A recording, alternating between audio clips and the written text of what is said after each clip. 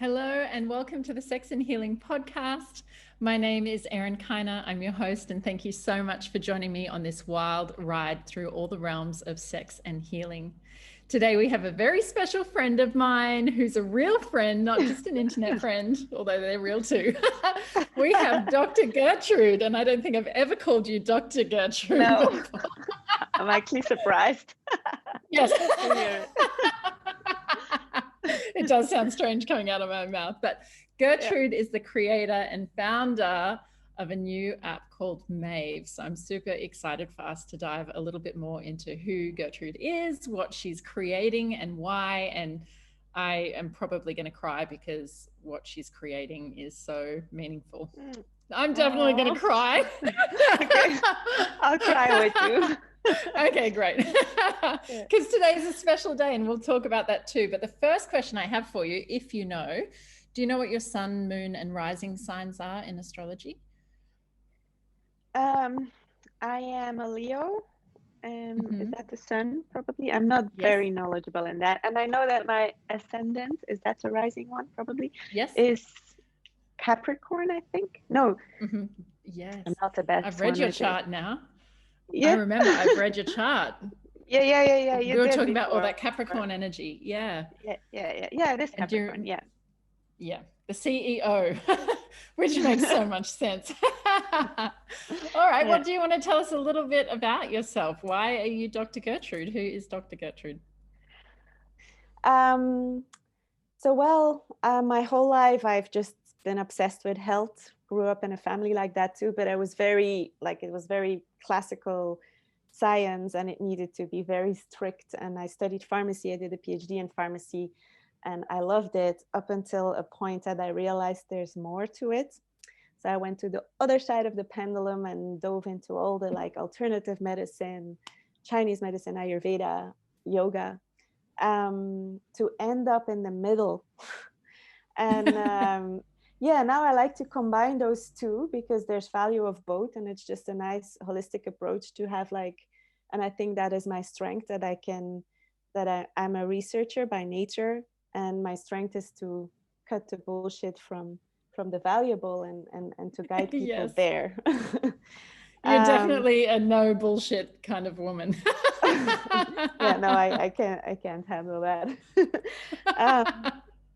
But then, I guess to end what I'm doing now with Maeve is I was for myself, but also when I guide people with their health, I realized that not many people, and I'm sure you're just gonna affirm that, don't put that much attention to their sensuality and their sexuality. It's like the last thing on the list, and they kind of know it's important, but it will come one day. Well, it won't come if you don't do anything for it, but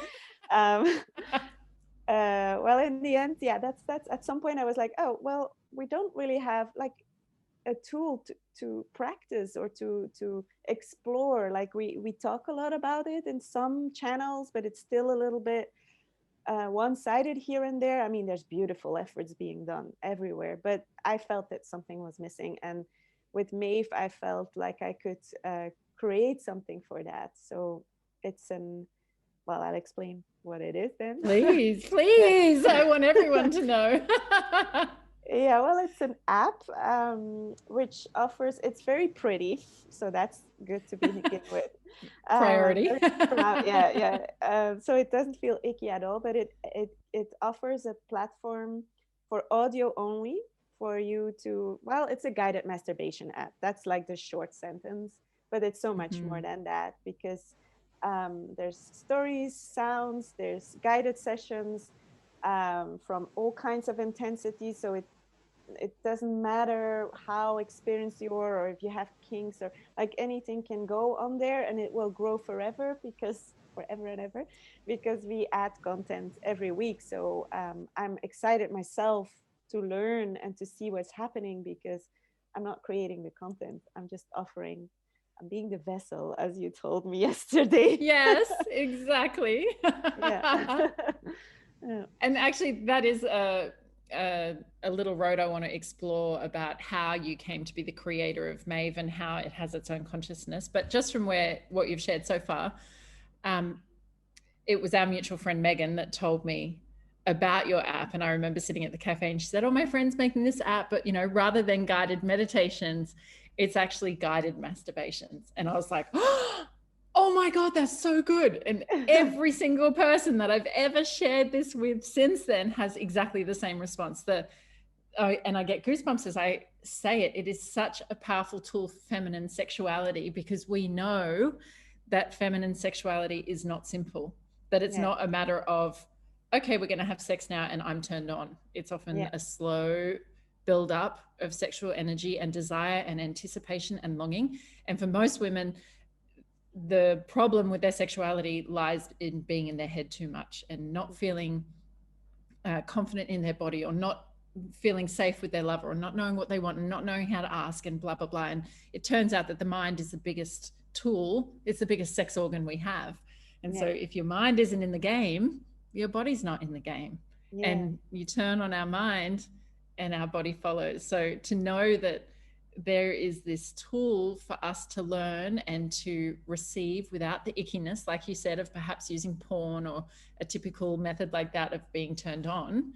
It's this opportunity to use our mind as the vehicle to arouse us and deepen our sexuality. Yeah, exactly. It's just I mean, fucking awesome. I even often compare it like that. If you have like as a couple and you want to have sex, you don't just like see each other and have sex. You kind of like all the time play with each other a little bit, a message here, a hug there, like how was your day, I make you a tea, and or whatever, like this is how it flows. And then all of a sudden it's boom. But if you don't have all of that, there won't be a big boom. and exactly. So I'm kind of like comparing this app, that this is a tool for you to create this with yourself, this constant loving energy with yourself. And it doesn't always explode in like a miraculous orgasm. It could for sure, but that's not the goal in the end, I think.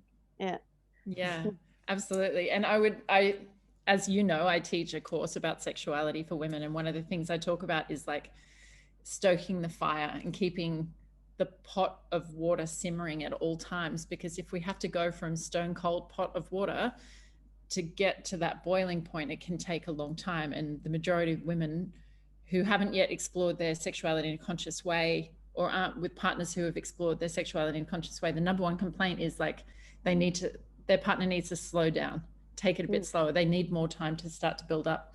But if we can keep that fire burning and then keep our pot of water already at a gentle simmer all the time by just feeling erotic and feeling alive and feeling turned on and feeling pleasured, then it's much easier to get to those peak sexual states, which might result in an orgasm or something else. Yeah. You know, I think even the fact that many women only know one kind of orgasm as well.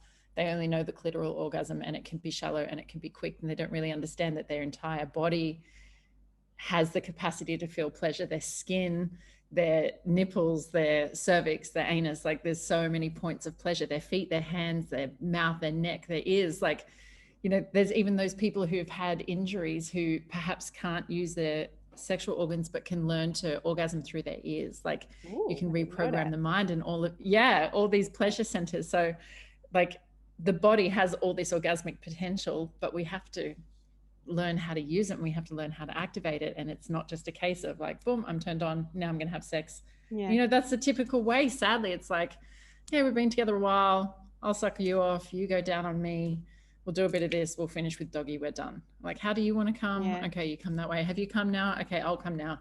And it's over. And that people just don't realize the capacity that exists there. You know, how much potential to feel pleasure there is, but it's where the first step is knowing ourselves like that and our body like that, and understanding our turn-ons, and you know, what are the kind of things that stimulate us. And then, I mean, I know that you know more about that even, but it translates into all the other parts of your life. That's why you say sex and healing, right? Because it's like it's a creative center, and I know that from personal experience. When my sensuality is turned on and nurtured, either by myself or because I'm like in that zone with my partner, I also feel way more creative and energized to get more things done. And not even, it's not even about like we need to be productive, but it's just being alive more on all other levels as well, you know. And I don't think anybody is going to deny that. Who knows? For everybody, it's like, if you, I'm sure you feel that too. Every time I talk about it and explain it like that, or then I get this like, yeah, of course. So everybody kind of knows, but we kind of forget to make time for it, or to make an effort, because we're so trained. Orgasm, porn, or this, pain in my head, aspirin, like hungry, that, like we want it quick, and sometimes that's nice. I'm not gonna deny that sometimes, but but there's, it's not the same depth than if we make time for it, and it's not always easy. Sometimes it requires a bit of effort and a little bit of discipline, but if you do that, then afterwards, like the has the benefits on the long term are just crazy. Exactly. And it's like personal training. So I have this mantra at the moment: the more I come, the more I earn. And it's giving me results. And I know it's not that simple, but essentially what I'm saying is the more awake and alive I am, and the more power I'm embracing because of embracing who I am as a sexual woman, is directly translating in my ability to make impact in the world, and my ability to hold the energy of my clients and create transformations. And that results in an energetic exchange of finances. But financial energy and sexual energy are often correlated. They often hold the deepest conditionings from society, the most amount of guilt, the most amount of shame, the most amount of fucked up things the world has told us about money and about sex. But then my personal trainer, who you live with, when I told him, this is my new mantra, and he's like, the fitter you are, the more you come and the more you earn. And I was like, yes, it's actually all just part of experiencing our potential. And if we want to get physical results in another realm of physicality, like you run, I'm lifting weights, we both want to excel at that. We have to commit to the practice, and we have to learn about our bodies in that way. And the same is with orgasms. If you want to experience your orgasmic potential, you have to learn your body in a way that no one's told us. No one fucking demonstrated that for us. There was certainly no alive, erotic, sensual, sexual women that I looked up to as a kid. You know, that it was just like, I'm a stressed out mum, I'm working full time. My brother and I were in after school care. So, you know, as soon as we got home, we were just like, mum. And mum's got her hands full trying to run a household, trying to raise kids, trying to run a career. There was no space in my mum's life for eroticism. And that is just such a common story for most women. It's like, we haven't prioritized, we haven't learned that we deserve it, and that we should, and that it's a worthwhile investment. And the return on investment is massive in every single area of your life, in every single area. It translates to everything. Your relationships will change, and your connection with your body will change. But even they go so far to say the scientific evidence about the hormones that are produced in the body and the healing effects, and like the longevity that comes from like, well, that's, I'm happy that you go there, because that is there's two parts of my mission which is underlying that. The first one is help to break the taboo around female sexual pleasure, which we all know that it's there, but it's still there. That's just not okay. But then especially that, I want people, from when they think like, oh, I want to work on my health, then that they also not just think about food, exercise, sleep, maybe a bit of mindfulness. I want them to also think like, okay, I need to create space and time to work on my sensuality, to get that alive, because there's a lot of research, and it's still a little bit, and it's baby shoes. I don't know if that's a thing you say in English. Baby steps, but there's already so much, like just both physical but also mental advantages. And being a researcher, I teamed up with a university in Belgium, and we're gonna research with the app as well. Oh, if you need a guinea pig to measure orgasms on, like, I put myself forward for science. Well, I will come as many times as I need to in the name of science. That's good. I mean, if we come to the point where we put electrodes on somebody, I'll get you to do that. Yes, I'll perform. The little exhibitionist inside of me would just be so proud. Yeah, I'm doing this for the betterment of humanity. Yeah, for sure.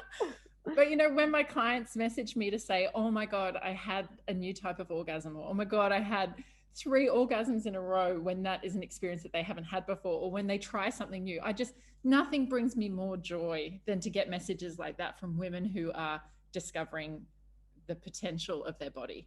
And like, Yeah. I don't even know, I'm certainly no expert yet. There's so much more for me to experience of the potential in my body too. But it's like, it's lying there dormant in all of us.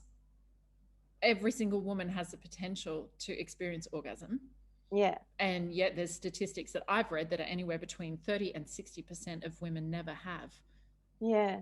Or even And it's going through the changes of a female body, life, kids, no, growing up of the kids, yep. and menopause and all these things, like it all changes, and then you need to rediscover your body.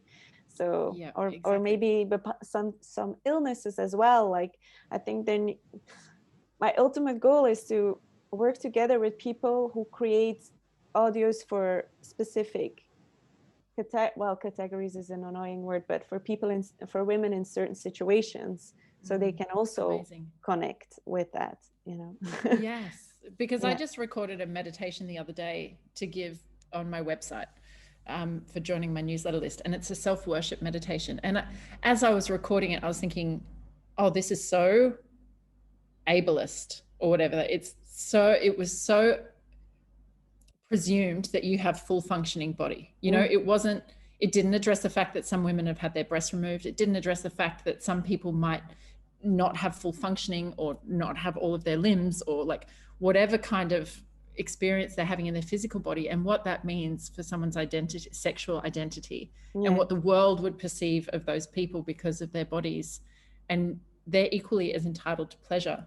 And I watched a fantastic video on YouTube, and it was about people that work as sexual surrogates, which are essentially sexual healers. They're sex workers, but the intention is to help this person connect with their body more, or connect with their pleasure more, or understand or reprogram their experiences of sexuality in a very safe and healing way.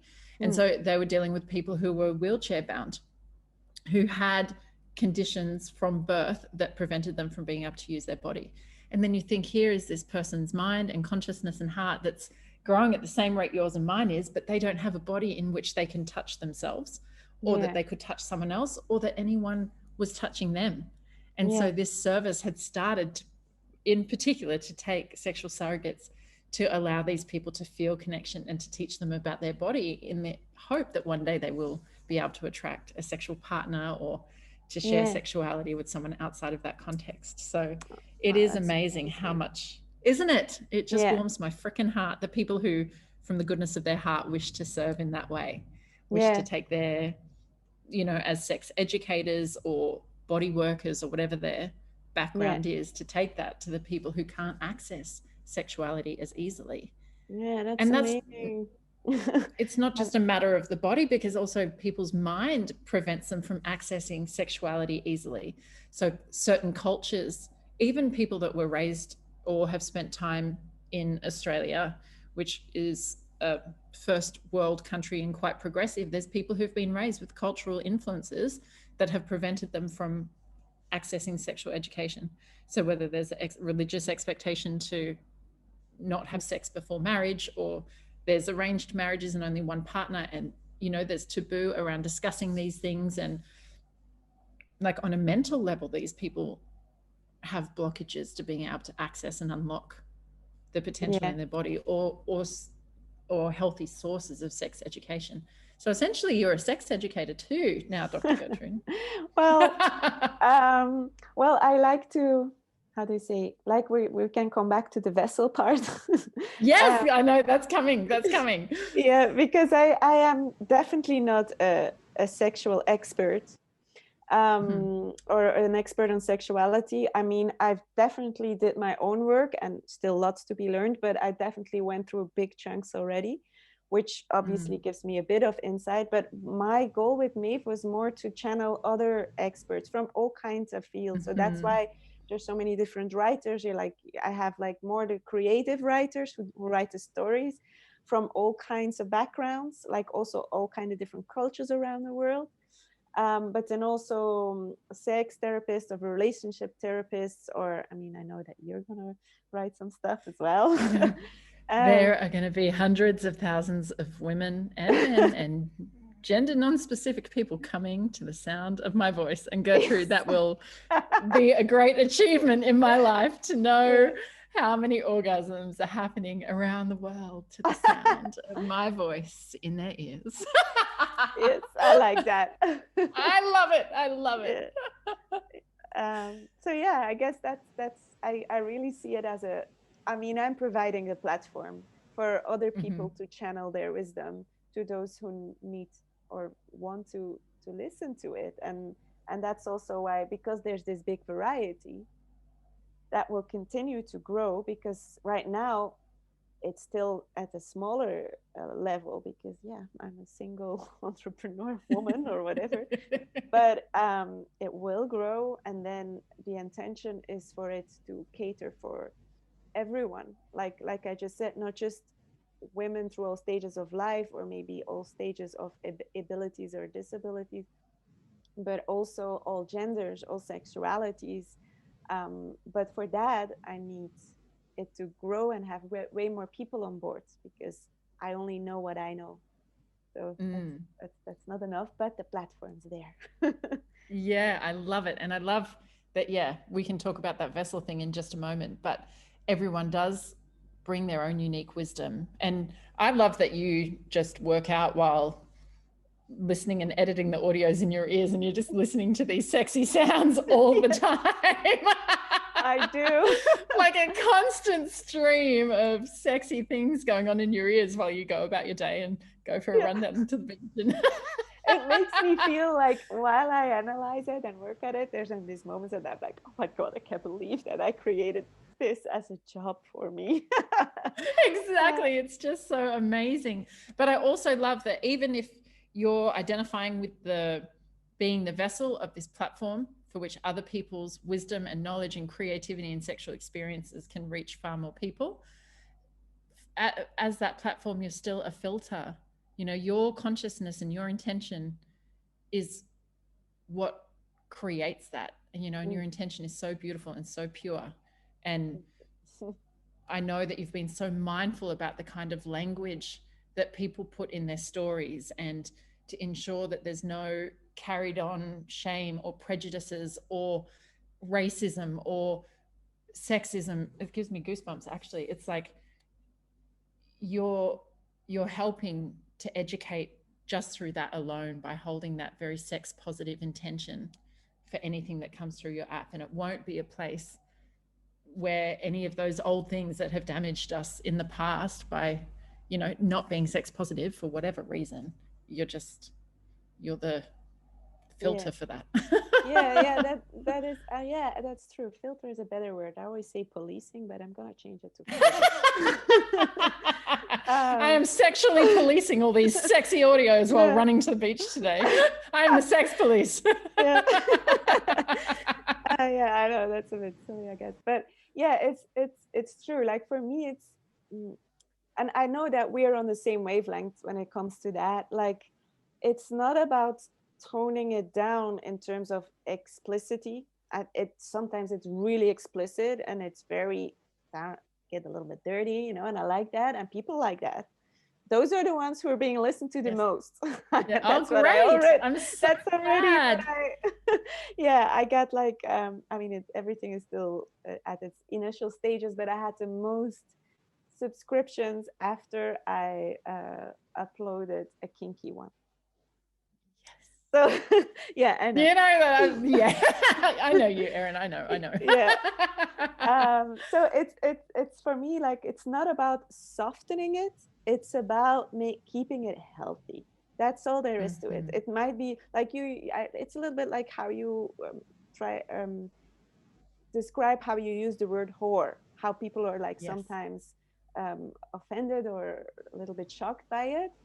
I don't think that's not what I police. That's not what I get out of there. What I get out of there is things like, when we have a story of a one-night stand, the condom will get slipped in there, even if that is not being made sexy. in our I will Yeah. make that sexy again. It's part of it. Yes. We shouldn't be Yes. like, I mean, I made that mistake when I was younger, to sometimes not protect myself. Luckily nothing happened, but this should be a no-brainer anymore. And other things Yes. as well about body positivity, of course, I like Yes. filter a lot on that level. We don't want to just describe for the one kind of body type that has been glorified for way too long. So these things are like, these are the things like, and the language, oh, that's the most important thing. When there are the kinky things happening, or things that are perceived like, is this okay or not, by our, let's say, conditioning, I think everything is okay as long as you have a proper communication about it, and we work that Yes. into the stories without you noticing it, maybe because you're just Yes. too turned on. But it's in there. Yes, Yeah. exactly. Those kind of conversations about consent and about aftercare. And you and I talked. Actually, you came and asked me to review a particular kinky story just because Yeah. you know that I've got experience in that world, and you had some concerns. And did I think that they were equally as valid? And we had a very, very similar viewpoint. Yeah. And I actually made the suggestion to emphasize the aftercare in that story more so than what it was done, even though there was a mention of aftercare. It is something that is a big part of BDSM, and that is something that I would love to see transfer into the mainstream sexual experiences, because it is such a powerful part of sexuality. And Yeah. yeah, aftercare is the best. My friends wanted to make some stickers that said, "I'm just here for the aftercare." Oh. It's like, I'm here for the shavasana. That's a good idea, actually. Exactly. So tell us a little bit about you becoming the vessel. How did, as from my perspective, you were chosen for this mission? Yeah, How did you get it's chosen? like, if you look back at it, it seems very random, but nothing really is. If you, yeah, at some point there's these moments that you realize this wasn't random. And but it was just, I was looking for it myself. I was like, this must exist, like there's all these things, of course there's something like that, and I didn't find it at the time. I have to say, in that, it's almost 2 years ago when I started thinking about it. In the meantime, there are similar platforms on there, of course not as good as Maeve, but pretty Not good. as pretty. Not as pretty, and not, I would call mine the boutique version. And but in the meantime, it is like that, right? When the world is ripe for a new Yes. idea, multiple people pick up on it, and I find that only a good thing.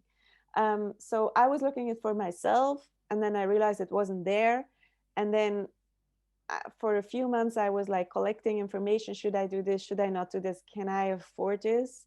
But I was always saying, like, to the people around me, I cannot not do it. I don't know why, but I cannot not do it. I don't care if I fail. I need to do it. And the drop that made me do it, because obviously this costs a little bit of money, and I didn't have that. I talked about it with my mom, and she actually like loaned me money, and that means a lot because my mom is very traditional, has only had one partner, who is that's my dad, and he was they broke up or divorced 25 years ago. So my mom and sexuality, so when I talked to her about it, first she was like oh, and then I was like explaining more and more, and why and how, and then the next day the money was on my account, and we didn't really talk about it, and I was like, fuck, yeah, that means something. Fuck, I've got chills. And I've met your mum as well, and I remember we were in the mountains and we were doing the water purification ceremony with the priestesses, and I saw your mum afterwards, and all I could think of was my mum. And as we were walking back up the hill, we were covered in our flowers, and you said, "Mum, you can share, where it's a safe place to share." Yeah. And your mum shared part of what was healing for her in that water purification ceremony, and it was a wounding that was extremely similar to something my mum has been through. And I was like, whoa, it was my mum. It was the recognition of seeing your mum being relieved of that pain in the same way that my mum and her life experience, I hopefully will lead her to that. So when I look at my mum's sexual experiences as well, I think how lucky we are for our generation that we can have this conversation, that we are being raised in a time of sex positivity and that we can lead the way, because just one generation before us, it was absolutely not the case. These conversations weren't present. The societal shame and the societal consequences of embracing your sexual energy for their generation is so different. And yeah, you and I have seen that carried down in our ancestry, and we're changing the story, which is amazing. And the children that come after us will just not know that pain, which is incredible. This would be the legacy. Yes. Yes. For sure. Yeah, my mom actually doesn't even talk to her friends about sexuality. I asked her that once. I'm like, hey mom, do you masturbate? And she's like, oh. I'm like, okay, you don't have to tell me, but do you have a vibrator? Just not. And she was like completely like, no, what is she talking about? And then I was like, okay, I understand, I'm your daughter, you don't want to tell me, but you talk about it with your friends, right? And she's like, no, never do that. I'm like, okay, well, you at least talk to dad about it in the time that, and even that didn't happen. So I mean, they had sex, but there was no communication around it. So I don't know how that worked, to be honest. But yeah, well, I watched a show on Netflix last night where it was based in the late 60s, I think. And when the lead character lost her virginity, you could see how bad and typical her sexual experience was. And then you saw in another scene when she had a positive sexual experience, and after she's laying there in bed and she's like covered in sweat, and she's like, so that's what that's meant to feel like. Oh, I think, I know. And I'm grateful for that character that she got that experience. But I'd say there's a fair amount of women in our mum's generation that still don't know the potential of what it could feel like, of how good sexuality can feel, how good our bodies can feel. You know, women that are in their 50s and 60s, and even women our age that have never orgasmed. The body's potential is there. How orgasmic we are differs between women, but each of us has that potential. And you're right, it's healing. To embrace this part of ourselves and to change these stories that have carried down in our ancestry and to empower women to a different story is incredibly healing for us and for the planet and for the future generations. Yeah, exactly. So yay to all the orgasms, and yay to Maeve coming through to empower more orgasms in the world. That's just incredible. So given you've shared a little bit about your mum's sexual life, I guess we'd call it, could you share a little bit about what it was like for you and what your relationship to sexuality started like, and how you got to where you are? Well, I have been masturbating as long as I can remember. Really, like, same. Like I was very young too. Yeah, I had this big life-size teddy bear in my bed. Oh God. That's right. You have no idea how many. No one wants to talk about that, but it was all of us with our teddy bears. God bless those teddy bears. I still have mine. He was like my size. He was like a meter. That's amazing. And what I would like actually, I would have the aftercare because I would go in his nook after. God bless Teddy. He was so sex positive even back then. Yeah. He never left you. He never judged you. He never shamed you. Exactly. And I think I've been very lucky because even though I was kind of like, you know, my mom was a bit suppressed, there was no conversation about it. I had the sexual education, which was only about how babies are born. So I thought like, oh my God, my parents did it 5 times. Yeah, I'm coming from a family of 5. So I was like really like that. And then the first thing that made me think, I remember I found a dirty magazine on the beach hidden somewhere. And then, you know, I still have the pictures vividly in my mind. It was like kind of group, whatever setup position. And I was like, ew, but also, ooh, like there was this mixture in my body was liking this, but my head and my mind was like, what's this, you know? And then, I don't know, I never had this taboo around it, which I'm very grateful for. And I have to thank, actually, I hope I get to talk to her one day. She's a Belgian famous sexologist, actually. In those days, it was very progressive. And she wrote a vagina book in Dutch. And it had all these drawings of all the different kind of vaginas and a nice name connected to it, because I was starting to feel ashamed about like how I was like, this didn't look like the dirty magazine vaginas. And so I was like, but that one in her book was called The Gate to Paradise. And the power of belief makes that happen. I still believe it's the gate to paradise. And I don't care. I love it. Oh my God. Oh my God. That's amazing. Yeah. And it's a belief. Like if you believe it, I don't know, Yes. like it's yeah, it's very esoterical to say it like that, but I can only say that the experience has made it true. Like for me, I'm not saying that every sexual encounter I had was amazing, but I didn't have shame around it. That's something I'm extremely grateful for. But there was definitely the serving of the men for a long time as I was young. Didn't have shame around it, but it was not about my pleasure. It was about pleasuring or being in service of the pleasure of the men for a long time, which I think a lot of us women have as well. Yes. And then I sometimes would have pleasure with it too. But it was more a side effect, you know. And then that took me work to kind of like focus more on my pleasure or the pleasure together. And yeah, then surprisingly, or maybe not so much, if you are focusing more on your pleasure, your partner has more pleasure too. Yeah. Yeah. Because it's all more real and raw and pure, and I don't care how I sit or look or, you know, Yes. these kind of stuff. So what changed? What made you recognize that you weren't just there to serve the pleasure of another?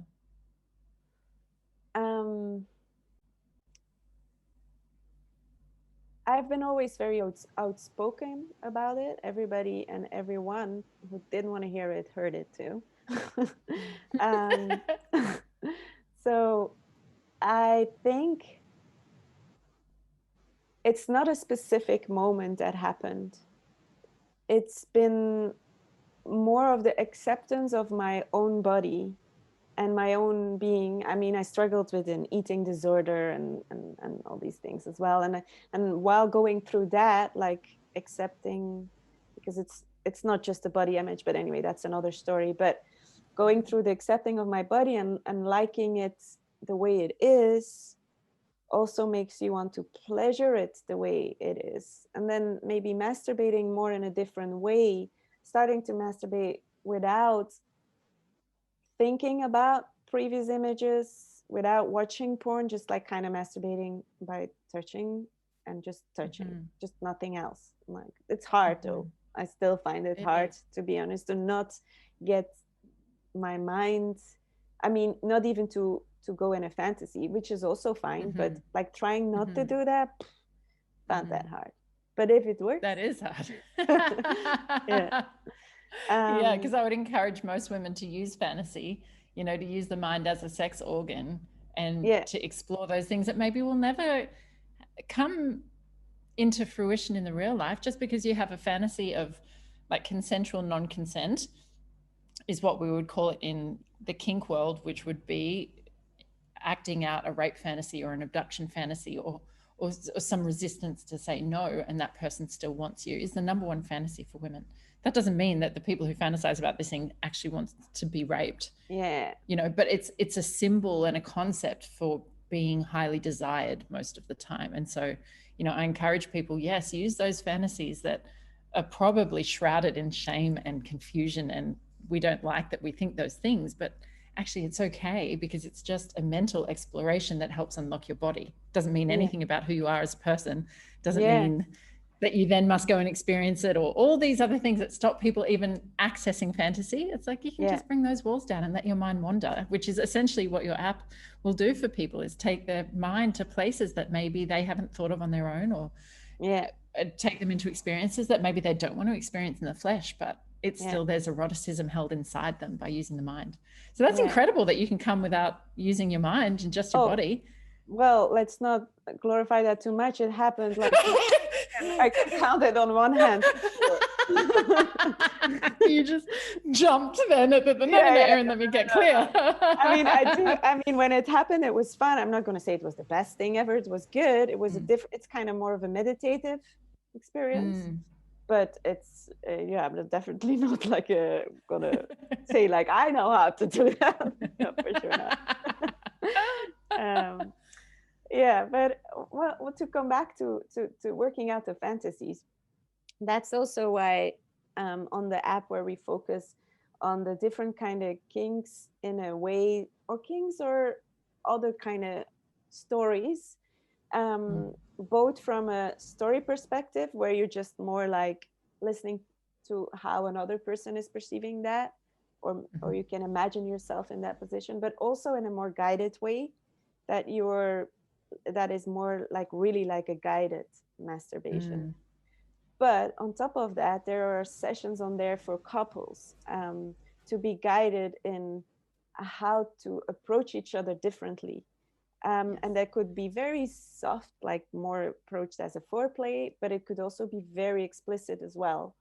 And just the fact that you just, as a couple, decide to try it, to just, that is already a turn on. To just like, oh my God, how are we going to guide it to approach each other? So I'm also very excited for that, you know. That's amazing.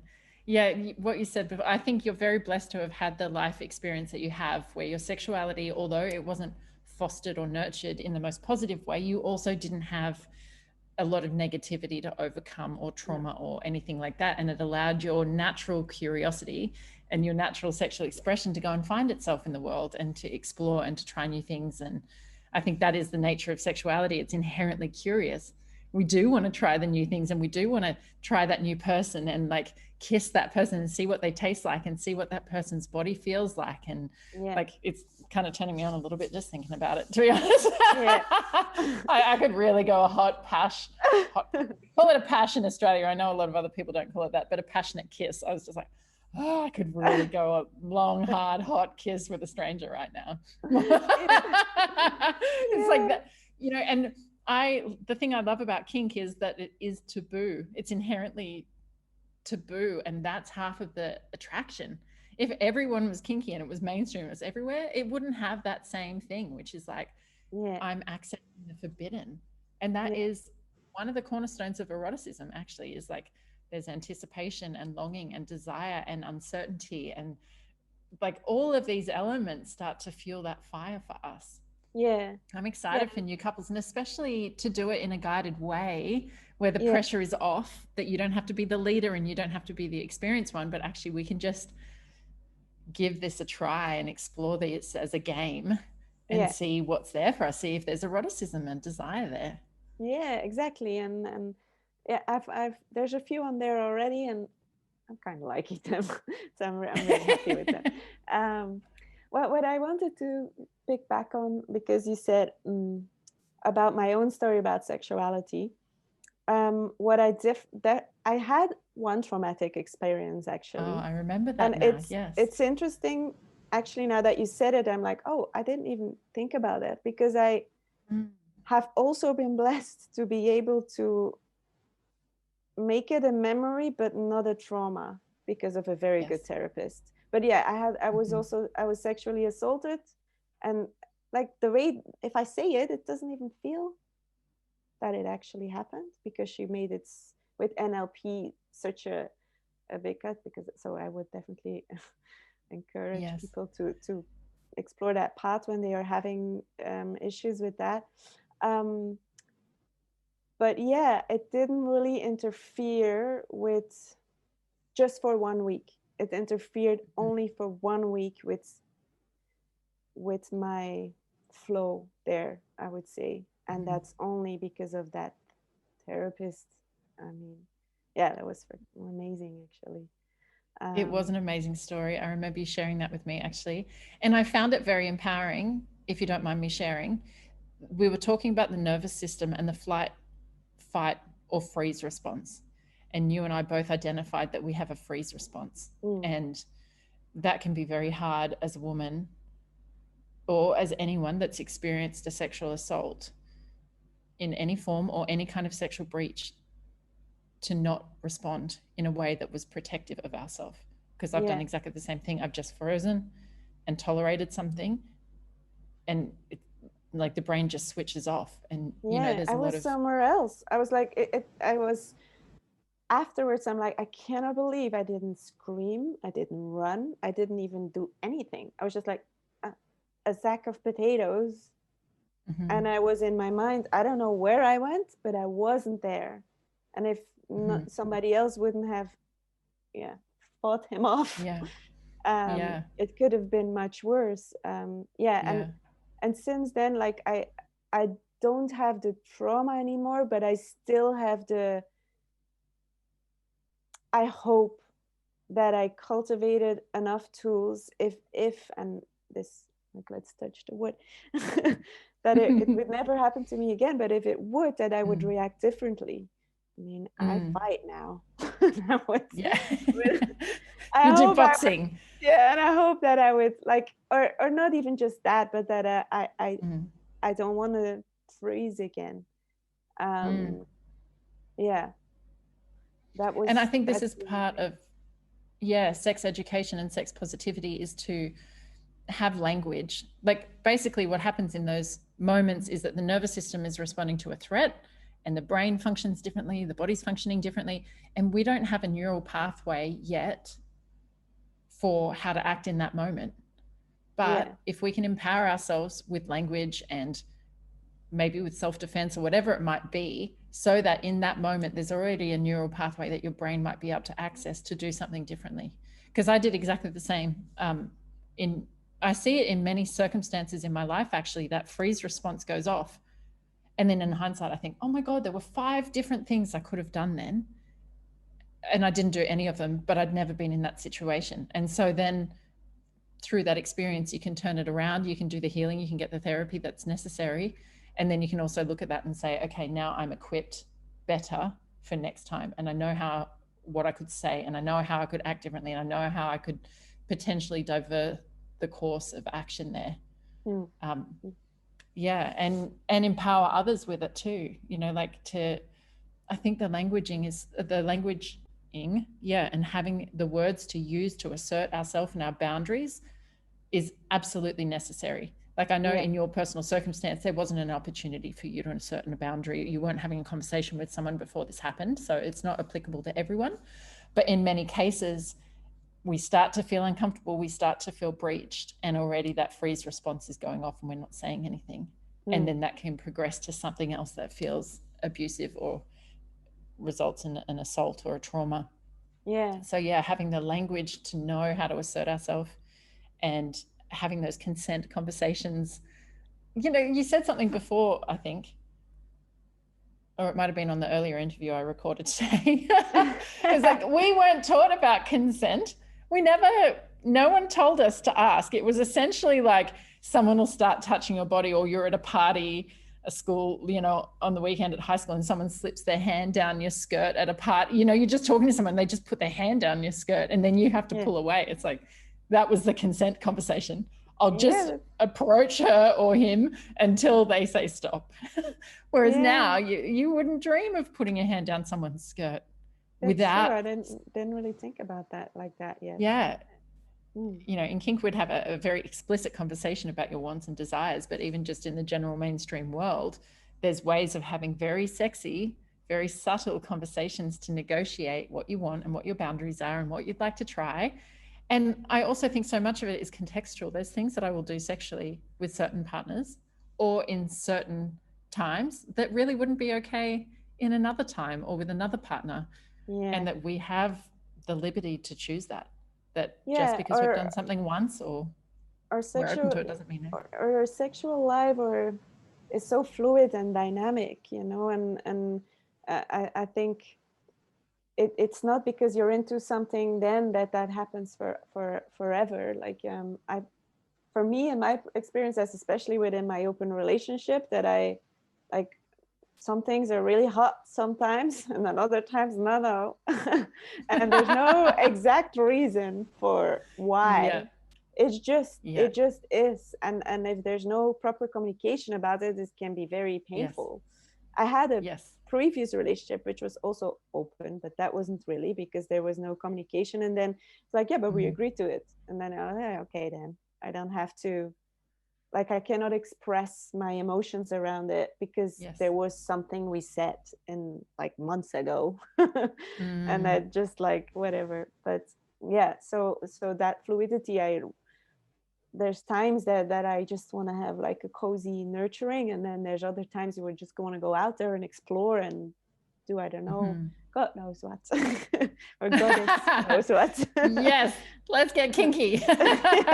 Let's go try something crazy. And you know, my partner and I really read the energy, and we'll respond to what energy is there. And sometimes that energy you can feel is like you guys are being called into that nurturing experience together, and a love making, and you can feel how appropriate that is just energetically. And then you can feel these other times where it's like, oh my God, there's electricity here, like we're going to do something wild and crazy. And then there's other times where you can feel the sexual energy isn't there. And that's an amazing thing to start to master as well, is like reading on a more energetic level. It doesn't replace consent, obviously, but like to be so aware and so attuned to yourself and your sexuality, and to know your desires and know your body and know your mind, and what's being called for, or what you're really craving in your body, and then being able to respond with a partner in the same way, and then knowing their body and knowing their desires and their mind. And all of that requires so much honesty and transparency and self-awareness and trust and love and respect that you are fully you and I'm fully me, and I'm not going to shame you for your desires, and I'm not going to make you wrong or bad for what you want, and vice versa. And then what's left on the table, what's here between us today, that's common ground, and what can we share? I think that's very powerful what you just said, in the sense of not shaming the other. Because I think within a relationship where people assume the norm of what a relationship should be like, and don't have the conversations around it, there's a lot of shame for like desires or even fantasies about something or someone else, and they don't even have to be acted upon. But if you're, I still find it so weird, but I also understand, because I did it too. But you're choosing to be so close with somebody, and then the thing what is boiling up from you, a certain desire, you're not sharing it with that person because you're afraid of how he or she will react, or the other way around. But like your whole friend circle knows it, or you know what I mean? And that's what I think where a lot of relationships start to like not be that close and tight anymore, because like there's nothing more beautiful than being able to tell your partner about some certain desire for somebody else or something else, and him or her being accepting of it, and be like, oh well, that's cute, or like, or maybe there's a bit of jealousy, but also being able to express that. And then there's so much more love, being like, I'm not a bad or person, I'm not doing anything wrong for what I cannot even control these things that come up. And that doesn't mean it has to be acted out, but we can be our person with our desires and talk about it, and then we take it from there, like exactly. And even if we went as far to say that what you desire, Gertrude, is an absolute no for me, it shuts me down, that thought or that exploration is a no, or what I want you don't feel, is to just be okay with that. We don't have to even understand, we don't have to like what their fantasies are, but we can just accept that that's who they are. And if we can't meet their sexual needs, or if they wish to explore something that's not with us, that we can allow them the freedom to get their needs met. I think that's another inherent problem in mainstream relationships, is like, well, that's a reflection of me. You don't want me. Am I not good enough for you? Am I not enough for you? Or there's something wrong with you and you're disgusting, and whatever those projections might be that stops us from being able to be whole and transparent with another. But if we start the foundation of our relationship, one being safety and trust and respect and love and freedom to be our whole selves, then naturally there'll be things that don't align. But it's almost like people have this idea that we must stay in the realm that we're we get along. So don't tell me that you like those kinky things, or don't let me know, you know, don't be too emotional in our relationship because I can't meet you there. And then it's, oh my God, there's so many inherent problems in mainstream relationships that I see demonstrated in kink and very well executed dominant and submissive dynamics. It requires such a level of trust and communication and transparency that no mainstream relationship that operates like that could function in a dominant and submissive dynamic like that. Yeah. It's like the principles that you need to do that well guarantee a healthy relationship. Of course, it can be done badly. Of course, not everyone's executing it at that level, but it's almost like it just raises the bar of how you relate, because you're going to go and experience sexuality in this way, which is amazing to me. So I would love to take those lessons and principles and teach that to people, even who don't identify with kinkiness at all and have no interest in having a power exchange relationship, but to look at those principles that are so effective for healthy relating, you know, which is essentially trust and communication and respect and transparency and non-judgment, no guilt, no shame. Like, they're just so fucking good. How do these other relationships survive? Well, they don't, and people are suffering. And you and I have both been trapped in those relationships at times in our life, and we felt trapped. Like when I was young, I knew no better. There was no one showing me anything else. I was in this relationship where I hated the guy and I couldn't get out of there. And or you feel really guilty. Like I've always, when I was in relationships, was always also a little in love with other people or attracted at least, and then fighting that, feeling really bad about it, or when it came out a little bit, getting how do you say, judgments around it.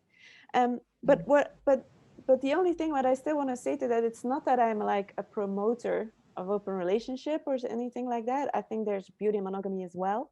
It's just a choice. But I think, in my opinion, the basic is what you also said, communication. And if you can have that transparency, that honesty, that communication, then you still, with whatever you're relating, then you can like decide what you do with that in the reality, but having your energy being fully accepted for who you are and what you desire.